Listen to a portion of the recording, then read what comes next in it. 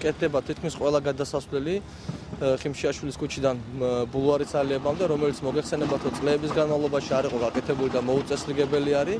შესაბამისად, ვერ დავეთანხმები ბატონ კირთაძის განცხადებას იმასთან დაკავშირებით, რომ მთავრობა უნარო არის და ბულვარს არ უვლის. ბულვარში მიმდინარეობს სამუშაოები და დიდი ხნის განმავლობაში არ ყოფილა ესეთი მოცულობის თანხები გამოყოფილი ბულვარის რეაბილიტაციისთვის, რაც კონკრეტულად ამ წელში არის და რაც მომდევნო წლებში იგეგმება. დავათვალიერეთ მიმდინარე სამუშაოები, ტენდერში გამარჯვებული კომპანიები აქტიურ ფაზაში მუშაობენ, გვაქვს ასე ვთქვათ, ვადა, რომლის მიხედვითაც მოქმედებენ, წინსწრებით მუშაობენ, როგორც მშენებლებმა განაცხადეს და ვფიქრობთ, რომ 26 მაისისთვის ბულვარში ყველა სამუშაოები დასრულებული იქნება. მოვინახულეთ ბატონი ალბერტ ინსკირველის ობიექტი, რომელიც აქტიურ ფაზაშია და ისიც 26 მაისისთვის ასრულებს ამ ობიექტს. მე ვფიქრობ, რომ ბათუმის და ბათუმელებისთვის იქნება ერთ-ერთი ლამაზი ობიექტი.